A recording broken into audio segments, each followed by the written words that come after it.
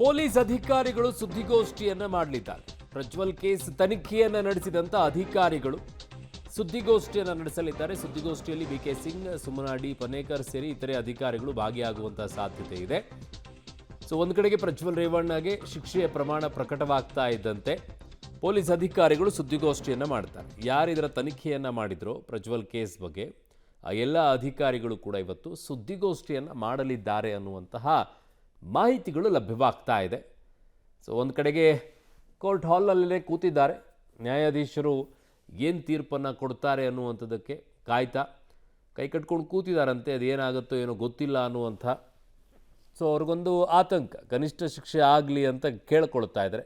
ಗರಿಷ್ಠ ಶಿಕ್ಷೆ ಆದರೆ ಹೇಗೆ ಅನ್ನುವಂಥದ್ದು ಆಪ್ಷನ್ಸ್ಗಳು ಇನ್ನೂ ಇದೆ. ಇಲ್ಲೂ ಮುಗಿದೋಯ್ತು ಅಂತಲ್ಲ. ಹೈಕೋರ್ಟಿಗೆ ಹೋಗ್ತಾರೆ, ಸುಪ್ರೀಂ ಕೋರ್ಟಿಗೆ ಹೋಗ್ತಾರೆ, ಅವಕಾಶಗಳಿದೆ ಅವರಿಗೆ. ಸೊ ಅಲ್ಲಿಗೆ ಹೋಗ್ತಾರೆ. ಬಟ್ ಈಗ ಇಲ್ಲಿ ಎಷ್ಟು ಶಿಕ್ಷೆ ಪ್ರಮಾಣ ಪ್ರಕಟವಾಗುತ್ತೆ ಅನ್ನುವಂಥದ್ದನ್ನು ನೋಡಬೇಕಾಗಿದೆ. ಸೊ ಈಗ ಸದ್ಯಕ್ಕಂತೂ ಎರಡು ಬೆಳವಣಿಗೆಗಳು. ಒಂದು, ತನಿಖೆ ಮಾಡಿದಂತಹ ಅಧಿಕಾರಿಗಳು ಸುದ್ದಿಗೋಷ್ಠಿಯನ್ನು ನಡೆಸೋದು ಶಿಕ್ಷೆಯ ಪ್ರಮಾಣ ಪ್ರಕಟವಾಗ್ತಾ ಇದ್ದಂತೆ. ಇನ್ನೊಂದು ಕಡೆಗೆ ನ್ಯಾಯಾಧೀಶರು ಬರೆದಿರುವಂತಹ ಆದೇಶವನ್ನು ಓದಬೇಕಾಗಿದೆ ಕೋರ್ಟ್ನಲ್ಲಿ, ಎಷ್ಟು ಶಿಕ್ಷೆಯನ್ನು ಕೊಟ್ಟಿದ್ದಾರೆ ಅಂತ. ಅದು 10 ವರ್ಷ ಆಗುತ್ತಾ ಅಥವಾ ಜೀವಾವಧಿ ಶಿಕ್ಷೆ ಆಗುತ್ತಾ ಅಥವಾ ಅದಕ್ಕಿಂತಲೂ ಕಡಿಮೆ ಏನಾದರೂ ಆಗುತ್ತಾ?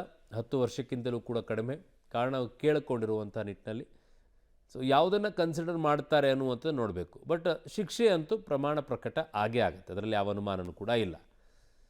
ಸೊ ಮೂರನೆಯದ್ದು, ಅವ್ರ ಕುಟುಂಬಸ್ಥರು ನೋಡಿ, ಬೇರೆ ಸಂದರ್ಭಗಳಲ್ಲಿ ಅದಕ್ಕೆ ಹೇಳೋದು, ಬೇರೆ ಎಲ್ಲ ಸಂದರ್ಭಗಳಲ್ಲೂ ಜನ ನಿಮ್ಮ ಜೊತೆಗೆ ನಿಂತ್ಕೊಳ್ತಾರೆ. ಅವ್ರು ಎಂಥವರೇ ಎಷ್ಟು ದೊಡ್ಡವರಿದ್ದರೂ ಕೂಡ ಈ ಕಷ್ಟದ ಸಂದರ್ಭದಲ್ಲಿ ಯಾರೂ ನಿಮ್ಮ ಜೊತೆಗೆ ಬರೋದಿಲ್ಲ. ಅದು ಇನ್ನೊಂದು ಬೆಸ್ಟ್ ಎಕ್ಸಾಂಪಲ್. ಅದು ಹೊಳೆನರಸೀಪುರದಲ್ಲಿ ಸಂತ್ರಸ್ತೆಯ ಮೇಲೆ ಅತ್ಯಾಚಾರವನ್ನು ಮಾಡಿದಂಥ ಪ್ರಕರಣದಲ್ಲಿ ಈಗ ದೋಷಿ ಅಂತ ಆಗಿರೋದು. ಹೊಳೆನರಸೀಪುರದಲ್ಲಿ 47 ವರ್ಷದ ಮನೆ ಕೆಲಸದ ಆಕೆಯ ಮೇಲೆ ಈ ಅತ್ಯಾಚಾರವನ್ನು ಪ್ರಜ್ವಲ್ ಮಾಡಿದ್ದಾರೆ ಅನ್ನುವಂಥದ್ದು ಈಗ ಕೋರ್ಟ್ ಕೂಡ ಅತ್ಯಾಚಾರಿ ಅನ್ನುವಂಥದ್ದನ್ನು ದೃಢಪಡಿಸಿದೆ.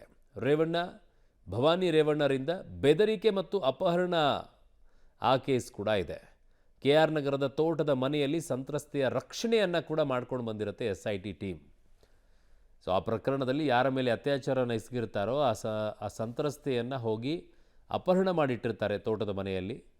ಸೊ ಅತ್ಯಾಚಾರ ಕಿರುಕುಳ ಆರೋಪ ಮಾಡಿದ್ದ ಸಂತ್ರಸ್ತೆ, ನನ್ನ ಮೇಲೆ ಅತ್ಯಾಚಾರ ಮಾಡಿದರು, ನನಗೆ ಕಿರುಕುಳವನ್ನು ಕೂಡ ಕೊಟ್ಟರು ಅನ್ನುವಂಥದ್ದನ್ನು ಆರೋಪ ಮಾಡಿರ್ತಾರೆ. ಅವ್ರನ್ನ ತೋಟದ ಮನೆಯಲ್ಲಿ ಇಟ್ಟಿರ್ತಾರೆ. ಆಮೇಲೆ SIT ಹೋಗಿ ಅವ್ರನ್ನ ರಕ್ಷಣೆ ಮಾಡ್ಕೊಂಡು ಬರುತ್ತೆ. ಸೊ ಹಾಗಾಗಿ ಈಗ ಈ ಪ್ರಕರಣದಲ್ಲಿ ಏನಾಗುತ್ತೆ, SITಯಿಂದ 1632 ಪುಟಗಳ ಆರೋಪ ಪಟ್ಟಿಯನ್ನು ಸಲ್ಲಿಕೆಯನ್ನು ಮಾಡಿತ್ತು, ತನಿಖೆಯನ್ನು ಮಾಡಿದ್ದು. ಸೊ ಅವರೇ ಇವತ್ತು ಸುದ್ದಿಗೋಷ್ಠಿಯನ್ನು ಮಾಡ್ತಾರೆ. SITಯಲ್ಲಿದ್ದಂಥ ಯಾರೆಲ್ಲ ಅಧಿಕಾರಿಗಳಿದ್ದರು ಅವರು ಇವತ್ತು ಸುದ್ದಿಗೋಷ್ಠಿಯನ್ನು ಮಾಡಲಿದ್ದಾರಂತೆ. ಸೊ ಈ 1632 ಪುಟಗಳ ಆರೋಪ ಪಟ್ಟಿ ಚಾರ್ಜ್ ಶೀಟ್ ಏನಿದೆ ಅದರ ಆಧಾರದ ಮೇಲೆ, ಸಾಕ್ಷಿಗಳ ಆಧಾರದ ಮೇಲೆ, ಹೌದು ಪ್ರಜ್ವಲ್ ರೇವಣ್ಣ ಅತ್ಯಾಚಾರಿ ಅಂತ ಸಾಬೀತಾಗಿದೆ ಅನ್ನುವಂಥದ್ದನ್ನು ನಿನ್ನೆ ಅಷ್ಟೇ ಕೋರ್ಟ್ ಹೇಳಿತ್ತು. ಇವತ್ತು ಶಿಕ್ಷೆಯ ಪ್ರಮಾಣ ಪ್ರಕಟವನ್ನು ಮಾಡಲಿದೆ. ಅದು ಗರಿಷ್ಠ ಶಿಕ್ಷೆ ಅತ್ಯಾಚಾರ ಪ್ರಕರಣದಲ್ಲಿ ಅಂತಂದರೆ ಜೀವಾವಧಿ, ಕನಿಷ್ಠ ಶಿಕ್ಷೆ ಅಂತಂದರೆ ಅದು 10 ವರ್ಷ.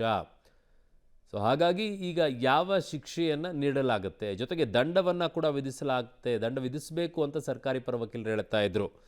ಸೊ ಅವರು ಕೋಟ್ಯಾಧೀಶವರಿದ್ದಾರೆ. ಪಾಪ ನಮ್ಮ ಸಂತ್ರಸ್ತೆ ಯಾವುದೇ ರೀತಿಯಾಗಿ ಹೊರ ಕೆಲಸಕ್ಕೂ ಕೂಡ ಹೋಗ್ತಾ ಇಲ್ಲ, ತುಂಬ ಬಡತನದಿಂದ ಬಂದಿರುವಂಥವರು, ನೀವು ದಂಡ ವಿಧಿಸಬೇಕು ಅಂತ ಹೇಳಿದ್ದಾರೆ. ಸೊ ದಂಡನೂ ವಿಧಿಸ್ತಾರಾ? ಸೊ ಒಂದು, ಇಂಥ ಪ್ರಕರಣಗಳಲ್ಲಿ ಬಹುತೇಕವಾಗಿ ದಂಡವನ್ನು ವಿಧಿಸಿ ಆ ದಂಡವನ್ನು ಸಂತ್ರಸ್ತೆಯ ಕೊಡುವಂಥ ಕೆಲಸವನ್ನು ಮಾಡ್ತಾರೆ. ಅವರಿಗೊಂದಿಷ್ಟು ನೆರವು, ಆರ್ಥಿಕವಾಗಿ ನೆರವನ್ನು ನೀಡೋ ನಿಟ್ಟಿನಲ್ಲಿ. ಸೊ ಹಾಗಾಗಿ ಎಷ್ಟು ದಂಡವನ್ನು ವಿಧಿಸ್ತಾರೆ, ಜೊತೆಗೆ ಎಷ್ಟು ಶಿಕ್ಷೆಯ ಪ್ರಮಾಣ ಪ್ರಕಟ ಆಗುತ್ತೆ? 10 ವರ್ಷ ಮಿನಿಮಮ್ ಇರೋದು, ಕನಿಷ್ಠ 10 ವರ್ಷ ಇದೆ ಅತ್ಯಾಚಾರ ಪ್ರಕರಣದಲ್ಲಿ, 10 ವರ್ಷಕ್ಕಿಂತ ಕಡಿಮೆನೇ ಇಲ್ಲ. ಸೊ ಇನ್ ದಿಸ್ ಕೇಸ್ ಏನಾದರೂ 10 ವರ್ಷಕ್ಕಿಂತ ಕಡಿಮೆ ಕೊಡುವಂಥದ್ದಾಗತ್ತಾ ಅಥವಾ ಇಲ್ವಾ ನೋಡಬೇಕು.